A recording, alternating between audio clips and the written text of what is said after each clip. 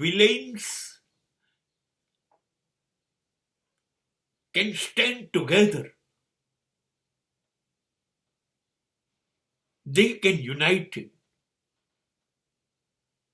But we, the gentlemen, cannot stand together. It is our weakness that we cannot unite it.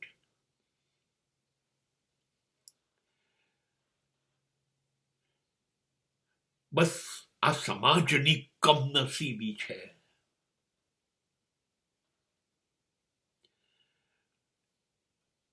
દુર્જનોને મજબૂત કરવામાં સજ્જનોની નિષ્ક્રિયતા જવાબદાર છે. આપણે ચૂપ કેમ થઈ જઈએ છીએ? આપણી આદત છે. અને દુર્જનો ભેગા થઈ જાય છે. બધા જ ગુંડાઓ ભેગા છે.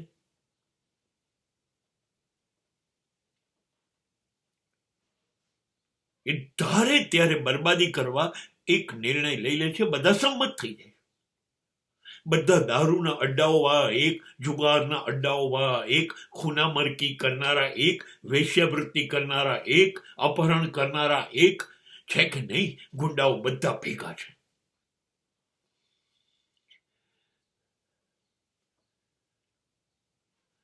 સજ્જનો ભેગા થાય છે? નથી થતા. જ્યારે જ્યારે સજ્જનો એમ કહેતા થયા, મારે શું, આ ઘટનાનું મને અસર નથી થતી, અને ત્યારે જ રાક્ષસો, દાનવો, દુર્જનો, હલકટોનું સામ્રાજ્ય ફેલાય છે. અને ભોગ સજ્જનો જ બનશે.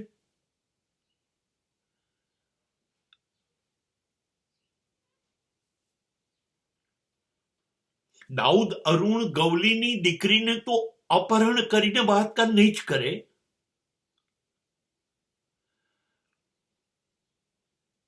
હા, એ અપહરણ બી કરશે, બળાત્કાર પણ કરશે, ખૂન પણ કરશે, પણ આપણા જેવી જે 90-95% જે સીધી સાદી જિંદગી જીવતી પ્રજા છે એની સાથે જ કરશે. નહીતર કેવી રીતે થોડાક ગુંડાઓ 140 ઉપર રાજ કરે? 140 કરોડ? કેમ કે સજ્જનોએ નક્કી કર્યું, મારે શું. દુર્જનો ભેગા થઈ જ જશે. જુઓ જુઓ જુઓ તમે, પાકિસ્તાને મારી મારીને કચડી કરી કાઢી તું. હજારો લોકોને માર્યા હતા. ઘરમાં ઘૂસીને સ્ત્રીઓ પર બળાત્કાર કર્યા હતા.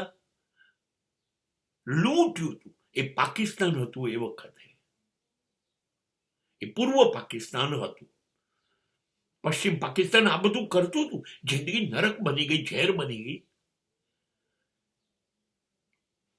અને ત્યારે ઇન્દિરા ગાંધીએ પૂર્વ પાકિસ્તાનને આધાર આપ્યો, ટેકો આપ્યો, મદદ કરી અને પૂર્વ પાકિસ્તાનને આઝાદ કર્યું, પાકિસ્તાનમાંથી મુક્ત કર્યું, પીડા મુક્ત.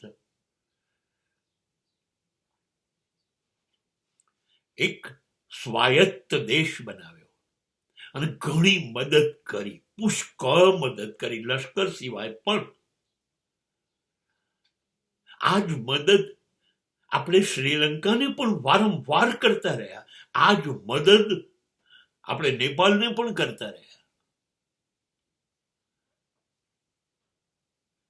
હવે અત્યારે ભારત આગળ થાય નહીં પોસાય. જો ને, ઓલ વિલેન્સ સ્ટે ટુગેધર. બંને પાકિસ્તાન બનતું નહોતું, એ બંને અત્યારે મિત્ર થઈ ગયા, મુલાકાત થઈ ગઈ કે આપણે ભૂતકાળમાં ઝઘડ્યા તો ચલો ભેગા થઈને હવે ભારતને ખતમ કરીએ. એક ચીન બોલતું હતું, એને કેટલા ટેકા મળી ગયા. બે બાજુ પાકિસ્તાન, નેપાળ, શ્રીલંકા. અરે આવો, અમારા બંદરનો ઉપયોગ કરો, અમારા વિમાનોનો ઉપયોગ કરો, તમારે જે કરવું એ કરો, ભારતને ખતમ કરો. જો, ઓલ વિલેન્સ આર સ્ટેઇંગ વિથ તેજો નહીં છે.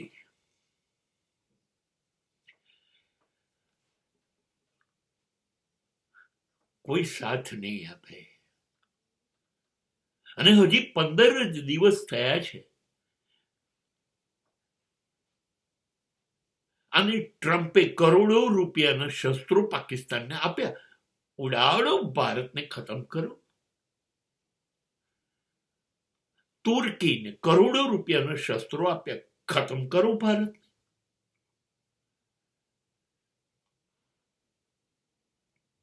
બસ આ સમાજમાં પણ આ જ ચાલી રહ્યું છે. આ જ ચાલી રહ્યું છે.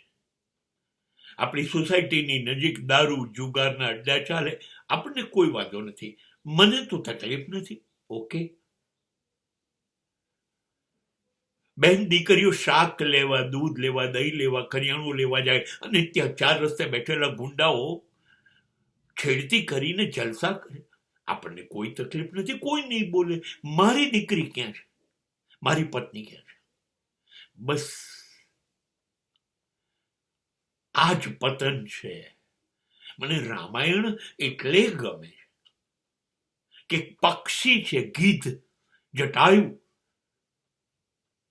એને ખબર છે રાવણ સામે દેવતા હારી કે મારું શું આવે, પણ જનૂન જો, ખબરદાર જો મારી માને તું ઉઠાઈને ગયો છું તો લડ્યો, મરી ગયો. વિભીષણ રાવણથી પણ ના ડર્યો, નહીં માને કેમ ઉઠાઈ લાવ્યો.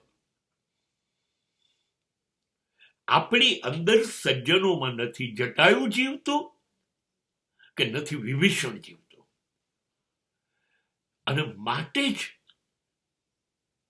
રાવણો અને દુર્યોધનની પેઢી સમગ્ર પૃથ્વી પર રાજ કર્યા જ કરશે.